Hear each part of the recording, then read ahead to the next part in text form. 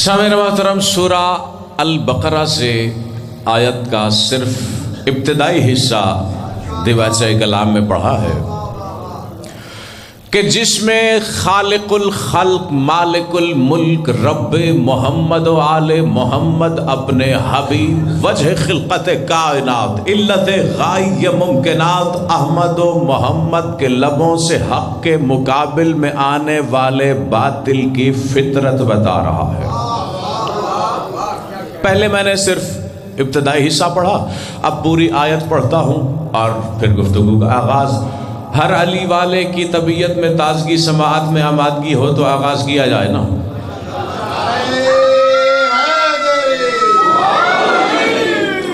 فرمایا الذین یکتمون ما انزل اللہ من الکتاب، الذین یکتمون ما انزل اللہ من الکتاب ویشترون بہ ثمنا قلیلا اولئک ما یأکلون فی بطونہم الا النار ولا یکلمہم اللہ یوم القیامۃ ولا یزکیہم ولہم عذاب علیم۔ فرمایا الذین یکتمون ما انزل اللہ من الکتاب، وہ لوگ جو چھپاتے ہیں اس حقیقت کو جو اللہ نے حق کی صورت میں اپنی قرآن میں نازل کر دی ہے۔ جیو آپ کی مودت سلامت، ہر علی والا تازہ دم محسوس ہو رہا ہے۔ اگر اسی انداز سے میرے ہم قدم رہے تو قدم بقدم آگے بڑھتے یقیناً عرش کو چھو لوگے۔ فرمایا الذین یکتمون ما انزل اللہ من الکتاب، اللہ نے حق کی صورت میں جو کتاب میں نازل کیا، جو لوگ انہیں چھپاتے ہیں۔ اچھا، چھپاتے کیوں ہیں؟ یشترون بہ ثمنا قلیلا، چھپاتے اس لیے ہیں کہ انہوں نے حق کو چھپانے کی بہت ہی تھوڑی سی قیمت لے لی ہے۔ اللہ اکبر۔ کتاب مبین کی آیت ہے، کسی عالم دین کی حکایت نہیں۔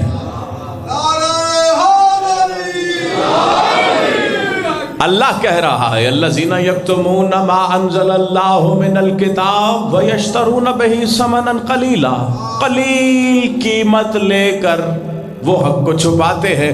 یعنی اللہ نے اپنی کتاب میں ہی یہ پیغام دیا ہے کہ ہمیشہ سے حق کے مقابل آنے والے باطل کی فطرت ہی یہی رہی ہے کہ ہمیشہ جس نے بھی حق کو چھپایا ہے مال کے لیے چھپایا ہے۔ بلکہ میں لفظ پلٹ کے کہتا ہوں، یعنی اللہ نے اس آیت میں پیغام یہ دیا ہے کہ جب بھی مال و دولت لگایا گیا ہے حق کو چھپانے پہ لگایا گیا ہے، حق بچانے پہ نہیں۔ اللہ اکبر۔ اچھا، آگے 4 سزائیں بتائی ہیں اللہ نے۔ کیا فرمایا؟ جو چھپاتے ہیں وہ قلیل قیمت کی وجہ سے چھپاتے ہیں۔ اچھا، جو قلیل قیمت لے کر حق کو چھپائیں گے ان کے لیے کیا ہے؟ فرمایا یہ وہ لوگ ہیں کہ اولئک ما یأکلون فی بطونہم الا النار، حق چھپانے کے لیے جو مال وہ لیتے ہیں یہ مال روزی رزق نہیں ہے، بلکہ اس مال سے وہ اپنے پیٹ کو جہنم کی آگ سے بھر رہے ہیں۔ اللہ اکبر۔ سورہ بقرہ ہے، قرآن ہے۔ اللہ اکبر۔ پہلی سزا کہ وہ اپنے پیٹ کو جہنم کی آگ سے بھر رہے ہیں۔ آگے فرمایا لا یکلمہم اللہ یوم القیامۃ، جنہوں نے اپنی زندگی میں حق کو چھپایا ہوگا قیامت کے دن اللہ ان سے کلام نہیں کرے گا۔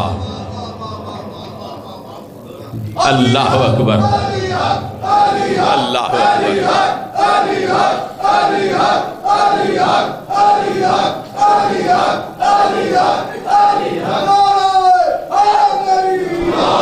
جیو آپ کی مودت سلامت بہت قیمتی جملہ سماعتوں کے حوالے کرنے لگا ہوں۔ فرمایا جو حق کو چھپاتے ہیں اللہ قیامت کے دن ان سے کلام نہیں کرے گا۔ پتہ چلا جو حق کو نہیں چھپاتے ان سے اللہ قیامت میں کلام کرے گا۔ اچھا، اگر جو حق کو نہیں چھپاتے ان سے اللہ کلام کرے گا، پڑھی میں نے آیت ہے، تو پھر یہاں سوال یہ پیدا ہوتا ہے کہ کسی نے آج تک اللہ کی آواز سنی؟ بھائی ہم اور آپ تو کیا کسی نبی نے نہیں سنی؟ کوئی نبی تو کیا کسی ملک نے نہیں سنی؟ جبریل جو وحی لے کر آتا ہے اس نے اللہ کا کلام نہیں سنا، کیونکہ اللہ جسم نہیں رکھتا کہ کلام کرے۔ اللہ کا وجود بالوجود جسمانی طور پر نہیں ہے کہ وہ بولے، لیکن قرآن کہہ رہا ہے کہ جو حق کو نہیں چھپاتے اللہ ان سے قیامت میں کلام کرے گا۔ تو یہاں پر اس کے سوا کوئی بات تسلیم کرنے کا چارہ ہی نہیں کہ قیامت کے دن جس خلق سے بھی جس نے حق نہیں چھپایا ہوگا اس سے خود وہی حق علی کی صورت میں کلام کرے گا۔ اللہ کہے گا یہی تو لسان اللہ ہے، اس کا کلام مجھے اللہ کا کلام ہی تو ہے۔ یکلمہم اللہ یوم القیامت ولا یزکیہم، جو حق کو چھپاتے ہیں نا وہ اپنا پیٹ جہنم کی آگ سے بھرتے ہیں، ان سے اللہ قیامت کے دن کلام نہیں کرے گا۔ آگے فرمایا کہ یہ وہ لوگ ہیں ولا یزکیہم جنہیں قیامت کے دن اللہ پاک بھی نہیں کرے گا۔ پتہ چلا جو حق کو چھپاتا ہے یہ کیسے ہو سکتا ہے کہ جو حق کو چھپائے وہی حق جو یطہرکم تطہیرا کا مصداق حق ہے، اس حق کو چھپانے والا ہی تو نجس ہے جسے اللہ بھی پاک نہیں کرے گا، کیونکہ پاک ہوگا تو آگے بڑھے گا نا جنت کی طرف۔ اللہ اکبر وَلَهُمْ عَذَابٌ عَلِيمٌ۔ آیت کا ترجمہ یہاں پر تمام ہوا۔ الحمدللہ ہر علی والا آمادہ سماعت بھی محسوس ہو رہا ہے، تازہ دم بھی محسوس ہو رہا ہے۔ میں یہیں پر حق کو چھپانے کی آیت آپ کو پیش کی، اب اس کے کلام سے ایک حدیث پیش کرنے لگا ہوں کہ جسے اللہ نے خود اپنی آیت بنا کے بھیجا ہے۔ اللہ اکبر، حدیث ہے رسول کی، حرف کی ضمانت۔ رسول نے ایک دن خود اسی سے مخاطب ہو کر کہا جو حق کا مظہر مطلق ہے۔ ایک مرتبہ درود پڑھ لیجئے کہ جس کی برکت سے توجہ قائم رہے۔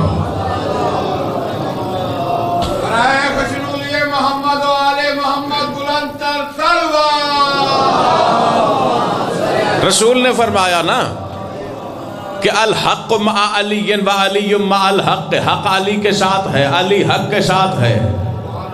حق کون ہے؟ علی۔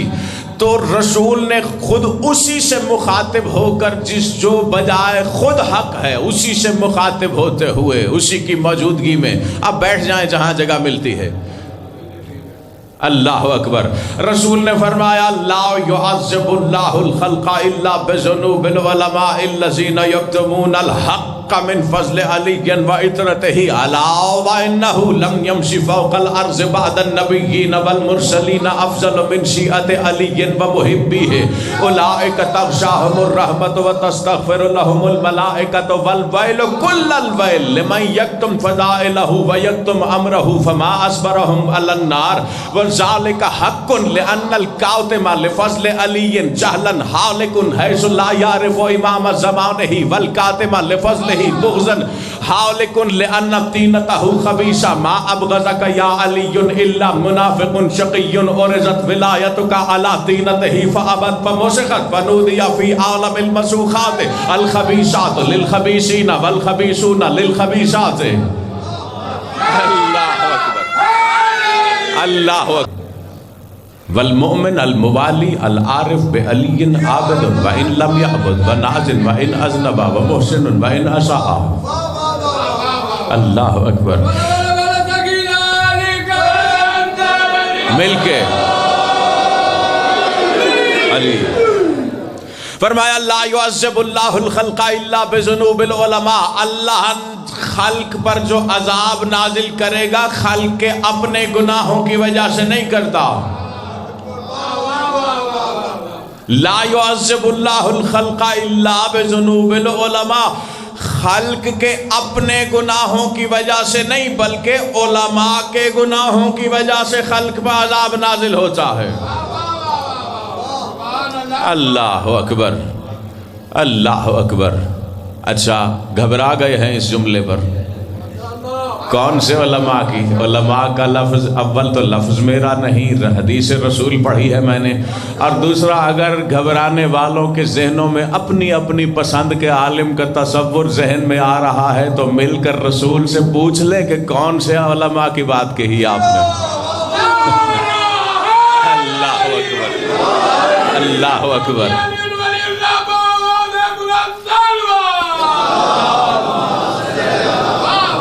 اللہ اکبر. الا بذنوب العلماء الذین یکتمون الحق من فضل علی. فرمایا ان علماء کے گناہوں کی وجہ سے خلق پہ عذاب نازل ہوتا ہے جو علی کے فضائل کو چھپاتے ہیں. اللہ اکبر.